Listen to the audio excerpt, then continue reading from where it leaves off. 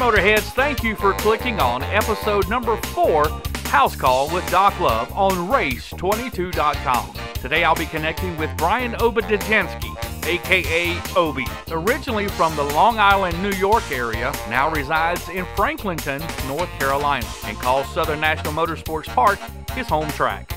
Obi captured the hearts of many short track purists by winning his first late model stock car race back in June at Southern National Motorsports Park with some of the very best drivers in the field, including current NASCAR Whelen All-American Series national points leaders Philip Morris and Peyton Sellers. With Morris and Sellers returning this week along with the third national championship contender Mike Looney, Obi is once again primed to shine. So I thought it was a perfect time to have Obi share his story of how he ended up in North Carolina and how he got started in racing. I first asked Obi, what was your inspiration that got you hooked to racing? My father growing up was into cars and wrenching of a different generation where you could take your mom and dad's passenger car, open the hood, make improvements, and get greasy. And lack of better terms, be your own mechanic, which is kind of dissolved away today's day and age. But Dad being a little bit of a grease monkey kind of got me into it. And I had a go-kart at an early age that my Uncle Dave purchased. It was nothing fancy. It was just a yard cart. But really enjoyed tooling around Grandma's backyard. And at the same instance where I grew up on Long Island, there was only one racetrack. Years before, there was Freeport and Islip, which were big tracks in the 70s, but growing up late 80s, mid 80s, early 80s, there was only one track for my parents to bring me to, and it was Riverhead Raceway on the east end of Long Island in Riverhead there. And I used to beg them all week. Some kids wanted to go see the New York Yankees and the New York Mets play, but I begged every week for them to take me to Riverhead, and they did a lot of times during the summer. I can't remember 100%, but I'm sure it was at least every other week, if not some weeks consecutive. But standing on the chain link fence, my fingers through there and leaning up against it from the time I was probably 5, 6 years old, I knew that I wanted to at least drive a race car. Never thought that I'd get anywhere doing it, but I just wanted to be one of those heroes, one of those hometown heroes that children look up to. That was the big point of it, was that it was something, it was a role model as a young child. So I thought that was cool, wanted to live up to it. And as the years went on, it became more of something that I could see, almost obtain, and work hard enough. And when I turned 16, I got a NASCAR license, and we went racing at Riverhead. And I can still remember my first race, kind of rolling through the gates with my own car that I built all by myself with the help of some friends and the technology department at the high school I was at, and got there. And I think we finished like maybe top 25 out of 30 cars. But wow. For me, that was like, I was there. I did it. I hit that goal. I achieved it. I was 10 laps down, but I couldn't care, because in my mind I was doing what my heroes had done all my life. So just step by step, little by little, continued to progress, and here we are in 2019. We're down here in North Carolina, and we got one of the biggest races of my life coming up this weekend. Oh, so yeah. It goes fast. We'll touch on that right here shortly. Now, in the early days, before you actually got behind the wheel, who were some of the drivers that you looked at? What are some of the names of the drivers that you said, yeah, I want to be like that? I hope you got time, because there's a lot. But growing up in the Northeast, there was not a lot of late model racing. There was some late model racing. It wasn't the premier division, though. The NASCAR open wheel modifieds were, by the grace of God, and 600 horsepower, like they always described. That was the car. And some of the drivers there, Tiger Tom Baldwin, Eddie Flemke Jr. Oh, yeah. At the time, there were so many. Teddy Christopher, Mike Stefanik, Mike Iwanitzko. The list goes on and on of guys that I watched through my childhood. The colors and the schemes of those cars and how raw the power was, that's what really kind of drew me to the sport. But some of the bigger names, as I got a little bit older and started understanding and becoming a student of the sport, guys like Dick Trickle and Kulwicki and Ward Burton, guys like that really came through the grassroots. The biggest of my younger years would be Mark Martin, a guy who, him and I interact on the internet all the time. He's always watching and giving me some positive feedback. It's really cool that someone you look up to that got you into the sport is watching you now, and a Hall of Famer like that just paying attention to what I'm doing on a daily basis means the world to me, because that was a hero and now is almost a racing peer in my mind. Oh yeah, that's always got to be inspirational and gives you pride in yourself, which you got to have in these days. You got to have in this sport, that's for sure. Now you talked about your first race. I know a lot of the guys, no matter who you talk to, no matter what level they are, they always talk about that first race, how important it was just to finish. A lot of guys want to go in and win, but a lot of guys, just to finish that first race really sets you off to continue on, that's for sure. What type of car was that first race for you? That first race, man, I still remember it vividly. Deke McCaskill always talks about some of the old races that he remembers, and I'm like, man, I don't know how you remember that, but I remember that race vividly. It was a 1988 Mercury Cougar, and we blew the windows out, ripped all the interior out, put a cage in it, worked on it. We were going for that like Elliott look, during the Thunderbird Cougar days. We were kind of going for that look. And I went to work one day, and I came home, and my dad had painted the car like the Petty 43, and I was heartbroken. I was like, man, I was going for the Elliott look, but here we are looking like a Petty car. And I had got a $100 sponsorship from a job I was working at a balloon store. It was a job. I wasn't proud of it, but I blew up balloons for parties. So I come home, the car looks like the Petty 43. It's got balloons on the side of it. My dad hand-painted the number and hand-painted the sponsor logo on there. So that was kind of that old-school little spin right there. So that part was cool. But I remember getting to the race, getting to the track, getting out there, and doing okay. I didn't light the world on fire, but I remember when I dented the car, I put a scratch on that fender, and I was upset. So I remember it wasn't the fact that I didn't win the race. It was the fact that I worked so hard on it and put a scratch on the fender, and that little did I know that was just going to become something that you have to deal with racing on the short track. But I remember that, man. That was definitely the memory taken away from that day, was the scratch on the fender of my Petty car.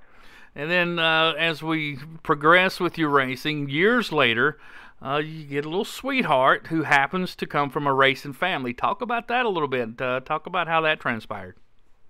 Absolutely. Love of my life, best friend I got. Walking around the pits at Riverhead, and me and the guys used to kind of raise a little bit of hell back in the day. And after the races, we're kind of wandering around, checking out what's going on. And here I go seeing this girl, and I'm like, man, I think I work with her at the balloon store. I'm like, oh well. So I say hi to her and think nothing of it, and go to work the next day, and there she is, and realize she goes to my school. As at this point, I think I'm a senior in high school or junior in high school, and I see this girl, and then I see her at the racetrack, and then it's like, well, I guess I got to say hi to her because she's at the racetrack, so that's super cool. She obviously likes it, and come to find out, her uncle was racing a modified at the time at the track, and the family was really cool, and kind of asked her out on a date, went to a movie, had some dinner, turned into a second date, third date, and we got married in 2012, and we got 2 kids now. So she's never not at the track. Everybody knows that we got a small team, but my wife and the kids are always there. She's only missed 2 or 3 races since I've been racing, and one of them happens to be my late model win this year at Southern National, which was a tough pill to swallow, but she's always there, and she's very supportive. You need a supportive wife or partner or husband, whichever way it goes. You need that support system, because this is a grueling schedule.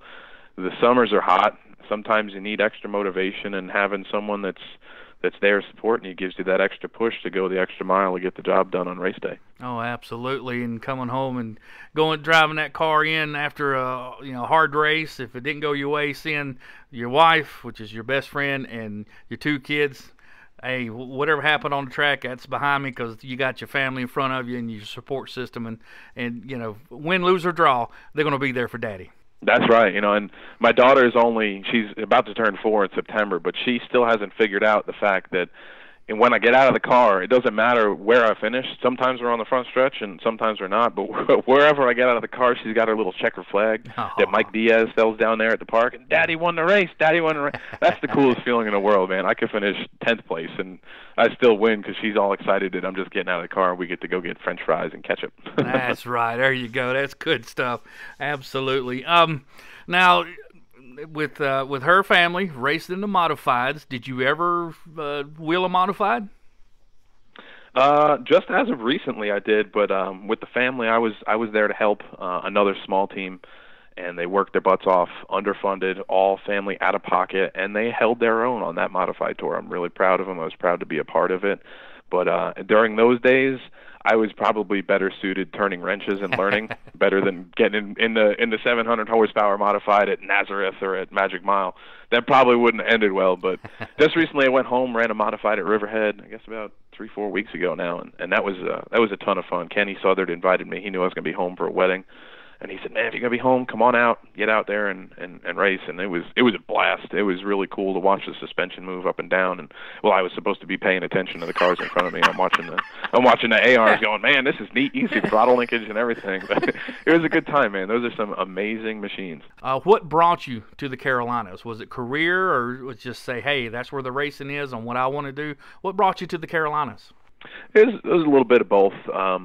Cost of living's real high where we are from on Long Island, and we both come from real blue-collar families and wanted to expand our horizons before we had a family, and decided that Long Island wasn't the place for us, and started looking for jobs. And I got an opportunity to go work for Rick Hendrick at his, not the motorsports shop, but with his Cadillac dealership.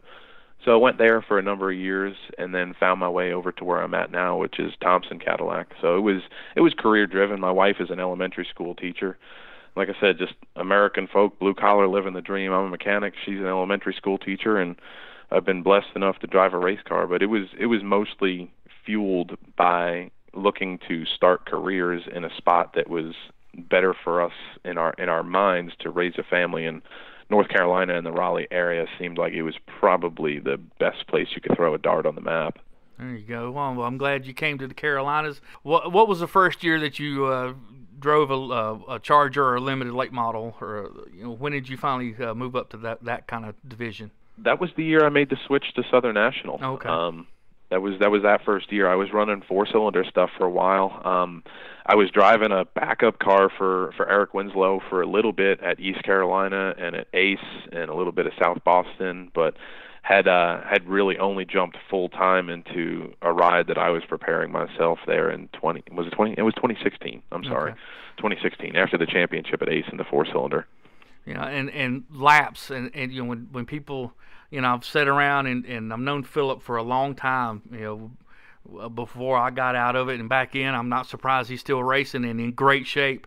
But when I just stand around and chit chat and see other drivers talk to him, when they say, "Man, what's how come you can come up here after not being at Motor Mile, let's say, for a month or so?" And he'll just say, "Laps, man." He said, "I got more laps there than anywhere." And I think that's where this comes into your advantage with them coming to your backyard. Man, you got a lot of laps there, so I really think you're going to give them a run for the money this weekend. I hope so, and I appreciate that. But it's like anything in life, repetition. You do a certain thing a number of times, and you get that muscle movement, that muscle memory.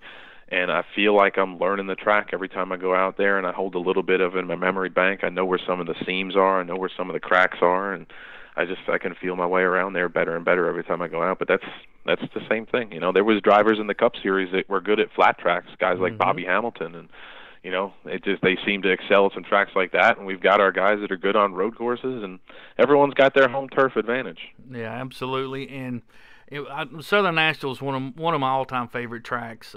Used to love when the Turkey Derby was the big deal. Even before Race 22 came along, man, the supers and the late models there, and seen a lot of the greats come through their race, and it used to be so much fun. And so I'm looking forward to getting back to seeing that and covering that again. So Southern National is so fast. You carry a lot of speed, and you talked about earlier, you guys, not a lot of wrecks. I think that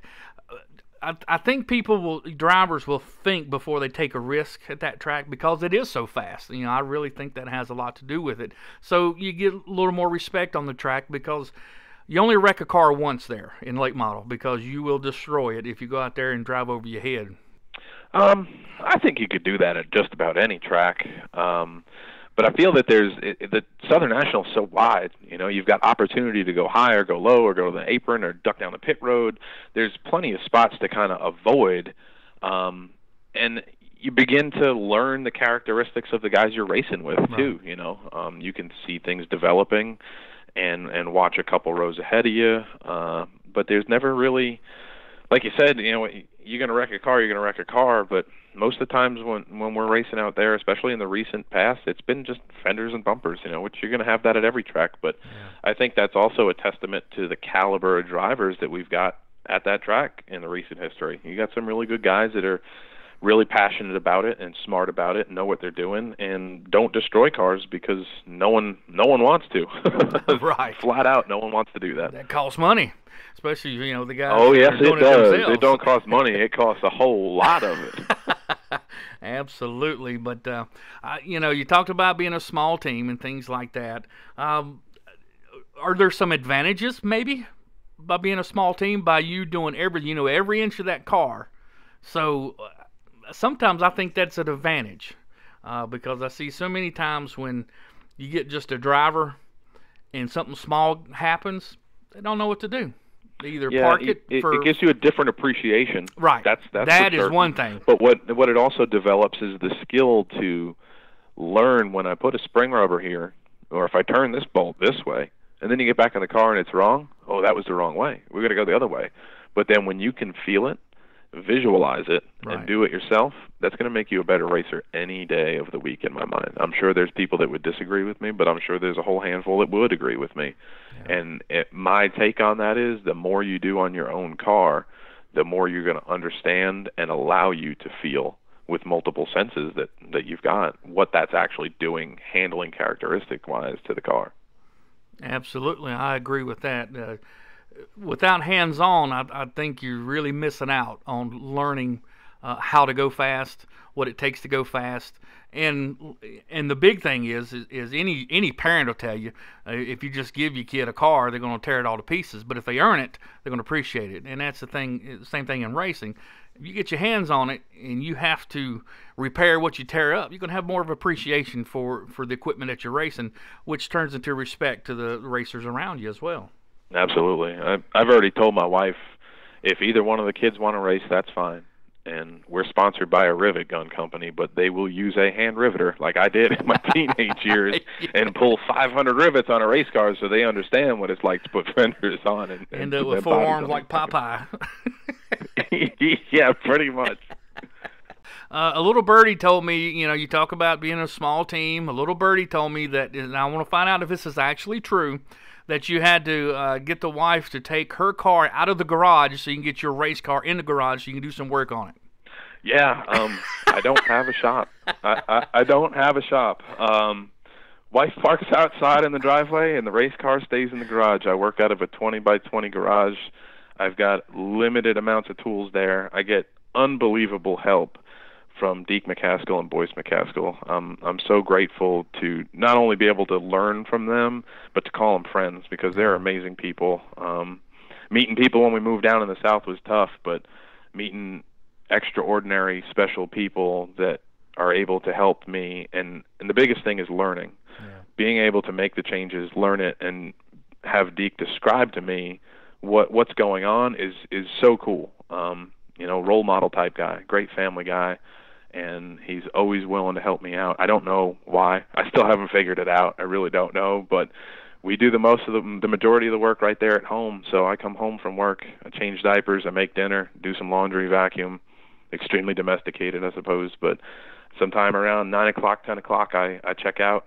I get outside and I turn the radio up and get to working and roll in the house, back into the house sometime around 2 o'clock in the morning, and that's about every night to make sure that we are ready with the best chance we can to go racing on Saturday at Mike Diaz's joint there. And as Roger says, that is the ultimate short track grind right there. That is the true definition of short track grind right there for sure. And it's hard, it's tough sometimes, especially when your buddies kind of back out if you need extra help when you're in the shop by yourself. But when it comes together, like it did for your victory earlier this year, talk about that a little bit before we move on. Talk about, you know, how that, you know, what that felt when all that work and all that time and all, you know, being underfunded and undermanned, but reaching that checker flag in front of a stellar field of cars that you was racing against. Yeah, that was a day I'll never forget, and I could hug Andy Marquis for the photo he took. Like I said, my wife wasn't there. We had just welcomed Grayson into the family, and with him being 2 weeks old, I thought, why don't you just stay home? She was still a little bit, under the weather from giving birth, and I said, just go on and stay home. It was me, my engine builder David West, who is another standout guy.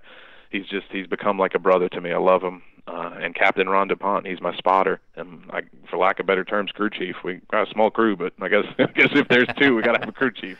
So it was just us. We worked, we grinded, we practiced early that morning, and I knew the car was fast. I'm always real positive about going there, that I'm bringing myself a good piece. But when I saw the trailers, Phillip showing up and Peyton showing up, I was like, man, it's gonna be a tough afternoon for me. But it came together right, and when I crossed that flag after I ran with Rusty Daniels, I've got a ton of respect for him. I chased him down last couple of laps, but I came across that line, and as soon as I knew I was coming out of 2, and that last lap had ended at least a half a lap ago, and I knew it was real, and that's when the tears started. And I never thought I'd be even considering myself a crybaby like that, but that was many, many years of hard work and dedication that led up to a win that guys like me are on paper not supposed to get. So that was real special, and to be able to hang out and share it with some of the guys, but then to get phone calls from guys like Tommy Lemons and just people I respect in the industry, it was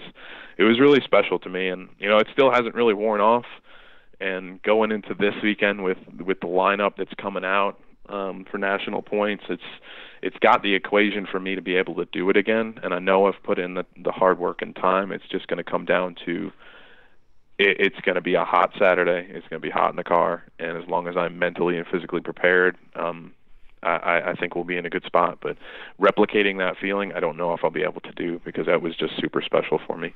Are you trying to not think about the pressure of those guys coming in? Yeah, I don't want to claim any turf, but I've put in a number of years at Southern National. I will stand on the edge of the mountain every day and scream to the people in the valley below that is the best short track in America. Mr. Diaz has put together an amazing rule package with a great tire deal, and we're really running a limited package more so than a late model stock package. So those guys coming in, they're coming into our backyard where we've got the experience this year of running with this deal. We've got the laps there. We've got the experience, not to count any of those gentlemen out, because they're the best guys in the country in my mind racing a late model. But I'm not really nervous. I'm excited to get out there and get rolling. I'm excited to turn laps and better myself racing with guys like this, because they're superior drivers. So it's all about having fun, but I get to do it on a stage like that, all while racing Boo Boo and Bradley for a championship. Two guys that I enjoy being around. Boo Boo's a class act dude, and so is Bradley. He's a good friend of mine. So, we get to go out there, we get to go race and have our own race. It's like one of those GT Le Mans type deal where they're running like four different classes and 3 different championships and all that kind of deal. But at the end of the day, it's a race. The idea is to get to the line first, and it doesn't matter if they're going to put Dale Jr. next to me. I'm going to attack it the same way that anyone else would. You get in there, you strap your helmet on, and if you're prepared, you're ready for it. Now, this is your first year in a late model stock, or limited late model, if you will. What class did you race before this year? Last year, I was dumb enough to attempt to run the full limited late model program and the full Charger program that Mike put on, which it sounded cool in March. It was like, oh, yeah, it's not so bad. And then when we had to move 1 million pounds of lead back and forth and change all sorts of this and that out during the week, we got to about July, and I was like, this was stupid. But we've been running the combo of that limited and Charger deal for a number of years now. I ended up winning the championship in the Charger division last year, and I think I finished 3rd in points in limited, just missed Rookie of the Year, but have run well. It's a track I love. It's challenging. The weather changes that track. I swear the sun angle changes that track. So I enjoy running there. I think I've run every class except a street stock out there. So I've got a number of laps in a whole bunch of different types of cars. But as of late, we've been running the car that I've got now out there as a limited and/or late model. I know you raced a Speedway in the past. How many years have you been racing at Southern National? I went back full-time to Southern National in 2016. I won a championship at Ace in 2015, and then started at Southern National in 2016. So it's been 16, 17, 18, 19, and as many years as he's going to keep the place open and turn the lights on, we'll be there. That's awesome. So far this year, there's been 6 races. Man, you guys have been battling the rainouts and things like that, as everybody has this year. It seems like 6 races for you, 6 top 10s, 2 top 5s, and of course that huge win, which I think there wasn't anybody in the Southeast was not tickled to see that for you.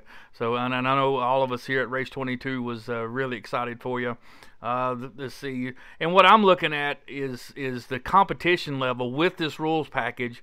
It's really exciting for me as someone who observes it and is a fan, because there's only been one repeat winner, and that's your buddy Bradley. Stacy Perrier has been in victory lane, Alex Fleming, Mike Darn, and Boo Boo Dalton, and yourself. So that puts you, that I like that. When I look at that kind of list, that shows me that the competition is level and the competition is tough. Yeah, this weekend, there's 15 to 20 cars that are going to show up to that track that can win. Absolutely. That's the bottom line. Yep. There's that many cars that can show up in the gate, put their helmet on, and go win. The competition is stiff. The racing action, I think we've been 4 wide this year. I mean, it's just out of control for the fans. And the fans, every week I look up there and there's more of them. The word is getting out that the racing is just fantastic. 2 wide, 3 wide, 4 wide. It's been clean. We haven't wrecked a lot of cars. It's been a good year of racing with some big names that I've been honored to share the track with. And I think it's just going to continue to go that way. I think we got 8 races left, 4 of them this weekend, but right. I think Southern National is going to put on some fantastic shows here in the next couple of weeks as we wind this thing down. And of course, the double duty, or what they call it, double down on the flyer that's going out, racing 2 different race events. It's like 2 different race days. Racing Saturday, gates open for the fans at 5 p.m. Racing starts around 7, and that's Saturday, the 17th, the 18th. A makeup from, I think, around Mother's Day, because it's Mom's the Bomb is the name of the race event. On the 18th, the gates for the fans will open at 2 p.m., and the racing will start around 3:15, 3:30, as per the flyer. So for the fans that are hearing this for the first time and are on the fence, this is the perfect storm. You're going to see some fantastic racing from the best drivers, full body, late model stock cars, limited late model, whatever you want to call them, drivers here in the Southeast, because there's a lot of folks coming from out of town as far as drivers. Brandon Clements, Class Act. Brian Repko, talented young racer. So you're going to have a hodgepodge of the best racers in the East Coast. I keep looking at my clock saying, what day is it? Are we getting closer? Are we getting closer? I want to get that trailer on the road pointed eastbound on Saturday morning and get out there, because it's going to be great. You can, as the fans may think, it's going to be hot, you can sit and watch the results or watch your race monitor, but that's the wrong decision. You need to be in the stands. You need to be there before 6 o'clock. You need to figure out where you're going to sit, because it's going to be a packed house, and it is going to be some killer racing. Oh, absolutely. I think if you're a fan of short track racing, even if you are a dirt fan or just like modifieds, this is going to be one of those bucket list race weekends, because I don't think I recall anything like this where you have to do a makeup on a Sunday and then have a Saturday program as well. So, man, this is we're kind of marking on some history here in the Southeast. So I think if you're a short track fan, that's the place to be. Yeah, I think, like you said, a little birdie, I believe this was done in 2013. Okay. And there was one winner in all 4 races, and wow. I don't believe that'll happen again. I'm told Ronnie Bassett Jr. swept all 4 races that day. Oh, wow. But I'd put I'm not a betting man, but if I would go to Vegas, I'm going to tell you that there's a good chance you'll have 4 different winners Saturday and Sunday. Yeah, I would not. I would bet big money that there will be more than one winner this weekend, no doubt about it. And I would not be surprised to see 4 different winners for the 2 races, Saturday and Sunday. for sure. That's right. Well, as long as one of them has got a green 29 on it, we'll be That's we'll right. be all right. That's right. The Underdog. Now, you talked about that with your first win. The Underdog. Are you really? Are you still claiming that as your moniker? The backstory on that was so funny. We heard that them dudes was going to come down the Southern National. And it was like, man, it's going to be tough. It's going to be tough. I feel like such an underdog. And it just stuck. And we came up with it on like Wednesday before the race, Wednesday or Thursday. And Captain Ron put the big underdog sticker in the trailer. That's awesome. And I was like, this is silly. This is ridiculous. And then it took off, and I was like, wow, this is cool for a minute. But, I want to kind of state my claim is we've left the underdog status behind. But you know what? It was cool to run with for a little bit. I enjoyed it. All right, Brian. All right, once again, this coming weekend, big doubleheader, Saturday and Sunday racing. Saturday at 17th at 7 p.m. Gates open at 5. Sunday, a doubleheader, a makeup for the rain, and plus, all these drivers. Not a whole lot of tracks are racing this weekend. Some have got some activities. I think Langley's racing late models, but other than that, hardly anybody's doing any racing. So. Lots of drivers they're not they want to get some more track time. Some of them have an agenda to get national points or state points or what have you. So you're going to have a lot of talent there this weekend. The gates open Sunday at 2 p.m. Green flag around 3:15, 3:30. So it's going to be a stellar. If you're a short track fan, you need to be at Southern National. Plus, Redhead and I were there covering the Cars Tour. Fantastic trackside food. I got to say, it's some of the best fries I've ever had in my life. That's right. My daughter will back you up on that. But like you said, man, anyone that's listening, I urge you to support short track racing. I would hope that it would be at Southern National this week, but I don't care where it is. If you're not in the area, if you're not in the region, get to your short track, spend some time there, take a kid, take 10 kids, but get to the track, support what's going on, because we got a big initiative happening right now to push this, because this is the roots of racing and motorsports in our country, and it's important to support the drivers that are putting their hard-earned time in, and the track promoters that give so much of their life up to go ahead and give us a place to do this kind of deal. So get out there, get through short track, get to Kinley, make sure you're there, come say hi. Absolutely, and that's the 29 ride, right? Absolutely. We are the can't miss it green. Bradley McCaskill calls it the Elton John green because it shimmers a little bit, but it's got the big Aviator Brewing Company, Baby Moon Cafe, Ready Roofing, Zip Air Tools logos all over it. So Sweet. It shimmers. It's green. It's the only one there. It's green. You can come on and cheer me on if you can. There you go. And what I like about, especially this weekend, this is a short tracker's delight, because you'll have big teams there that'll have big haulers. You'll have your regular short track, box trailer behind a pickup or a dually, what have you, and you'll have some open car trailers. But the point is, not just the people coming in with big money, big NASCAR Cup style haulers are going to be the only ones that have a chance, because of the rule package that Southern National, Mike Diaz, has put together has really, really impressed a lot of people, and it's catching on, just like Roger was saying when we were doing the live show. Some people are on the fence. Now you're starting to see the results and the multiple winners and how competitive it is. Man, he's really hit on something. So, like you said, 15 or more could win that race this weekend. Absolutely. The way he's got it figured out, and helping the racers directly, it costs me $150 to get in the pits, and that covers my tires, which I then turn back into them, but that covers my race tires. The race gas is on me. You don't have to buy it from the track as long as it's the correct spec. You can go on and put it in there, but to the guys that have the car that's sitting on the jack stands that have been sitting there 2 or 3 years and missing a fender and just a couple of parts, put the thing together. Mm-hmm. Ask for help from guys in the industry, because everyone out there is going to help another short tracker. It's a proven fact. It's a big family.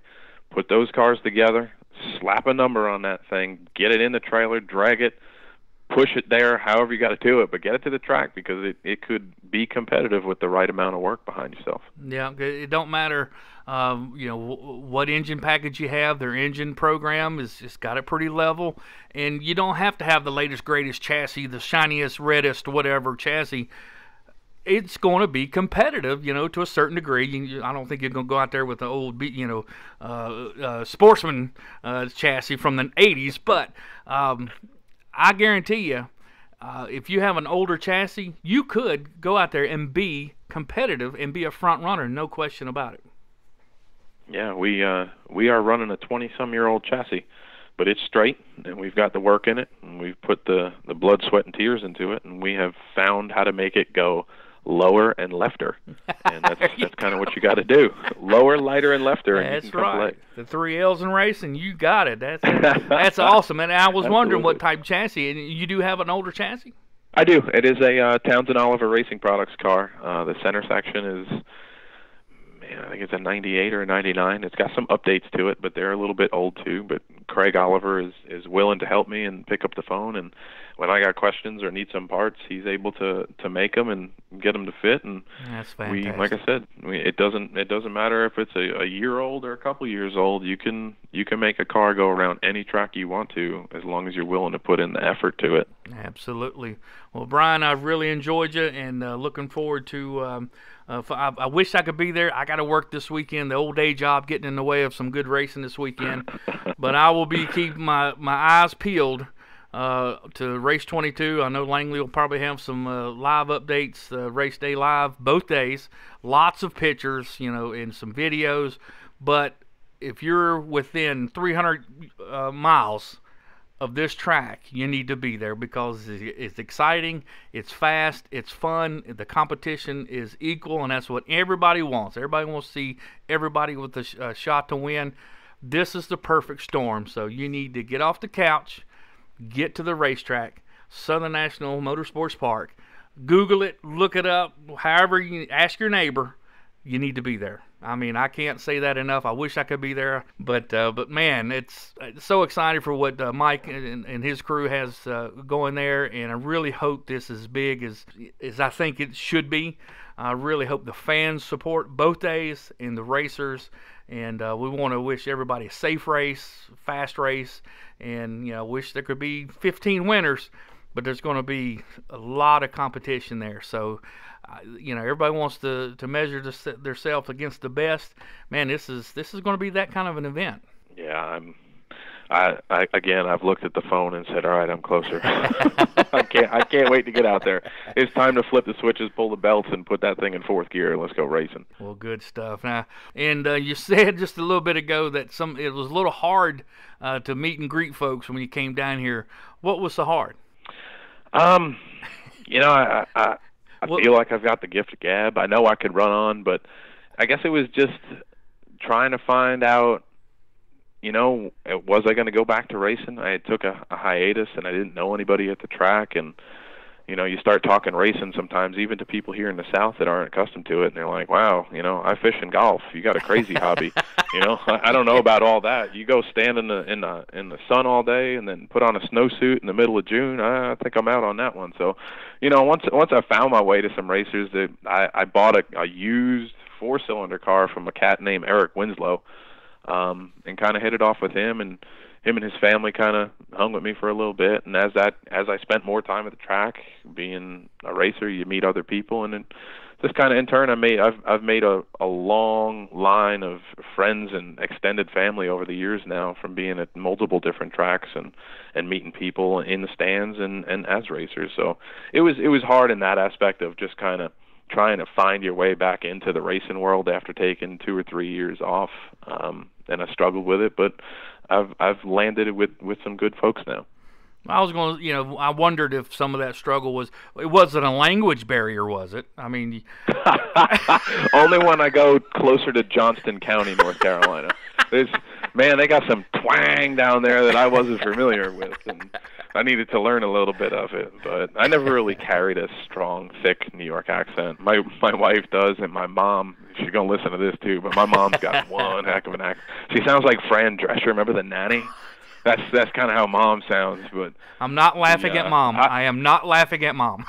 I am. I put her on speakerphone from time to time here at the shop at work, and when she calls, and everyone just kind of like, wow, that's really how she talks. It's like a different language. So I never had to worry about that. But sometimes you find your spots where it's like, wow, what did he just say? You guys repeat it again. Now, have you catch yourself? Are you saying y'all and all that good stuff now? No, I don't. My wife looks at me funny if I do, but every once in a while when I get wound up at the racetrack and I get a microphone in front of my face, sometimes some of that slips out. Some of the softs will slip out a little bit, but I still kind of hold it down as a little bit of a Yankee, I suppose, but I try and keep it neutral. Well, Brian, I need a lesson on how to pronounce your last name. That's the last thing I want to do here with you. The last name is easy. I don't know what you're talking about. The last name is pronounced Obiedzenski, but we literally, Obiedzenski, we go with Obi. That's it. Obiedzenski. You don't need a first name or a last name. When you look at it, I don't know, it just throws me a curve, but it's the hardest last name since Matt DiBenedetto. And I could say his real easy now. The fella up at Motor Miles got one, too, Carl Obiedzenski. Oh, Carl Obiedzenski, yeah. Yeah. He's right up in there. He's right. He's got the DZ thing. The DZ in Polish is a J. Yeah. So as long as you look at that as a J, Obiedzenski will pop kind of right into your mind. There you go. There we go. Now we got everybody to a little lesson on how to say it. So if you're still uncomfortable, just say, hey, Obi. That's right. Well, that's what Mike Bushy did. That's where it came from. I was at a driver's meeting, and he's going through the roll call, and in pops this name, and he said, oh, hell no. He said, I'm just going to call you Obi. That's the first 4 letters, and that's where it came from. It stuck like glue, and we've run with it. So Mike Bushy can take credit for giving you the nickname. Oh, absolutely. That's a big deal. Mike Bushy takes credit for the nickname. Brad Allen and Tyler Williams were running with it for so many years, and it just stuck. Now, wherever I go, it's Obi. That's awesome. There's people that don't even know who Brian Obiedzenski is, but you say Obi. Oh, yeah, the dude with the green car. We know him. That's awesome. Well, man, we want to wish you all the best this weekend. We'll be keeping up with you for sure. I know Langley will be there. He'll probably have some other photographers. Who knows? Maybe Crazy Corey Latham will be out there as well. So, man, wishing you guys the best, and I hope to see that name pop up there in Victory Lane on the race day updates from Langley. That would be awesome. Regardless, we're going to have a good time, and big shout out and thank you to Race 22 for everything they do for the short track world. It's you guys put a lot of it on the map, and we're very, as all the drivers would say, we are very appreciative for the coverage that you give the sport of racing around us. All right, before we let you go, Brian, I know it's time to go. It's time to hit the road and get things on the track, but I know you got a lot of folks that are behind you. It might be a small team, but I know you got some folks that do support your team as far as sponsors. Be sure and tell everybody who these sponsors are so they can go out and do business with them as well. Absolutely. Like we say, support the people who support our sport. Right. But we got a number of people that have believed in me and trying to help me chase this dream. Aviator Brewing Company in Fuquay-Varina, North Carolina, best beer around. Baby Moon Cafe in Morrisville, North Carolina. That is the best Italian food and pizza catering around. So we're kind of covered there on a food deal. Nice. Ready Roofing down in Clayton, North Carolina. All your roofing needs, you hit them up and let them know that Obi sent you, and you get yourself a free roof inspection. Zip Air Tools out of Canton, Ohio. Some of the best pneumatic tools in the world. And then we also have 3 other special people, Max Pappas Innovations, AR Bodies and Brian Hall, folks down there at Greenbrier, Tennessee, and John West Racing Engines. John and David do a lot for me, believe in me, and again, those 2 are like brothers. So I appreciate everyone that helps me and fuels me to go fast. This one's all for them. Hello, I must be going. I cannot stay. I came to say I must be going. We wish Obi the very best this weekend and the rest of the season in his bid for the Southern National Motorsports Park Track Championship. Thank you for clicking on Race22.com and listening to House Call with Doc Love. Until next time, we'll see you at the races. I'm telling you, I must be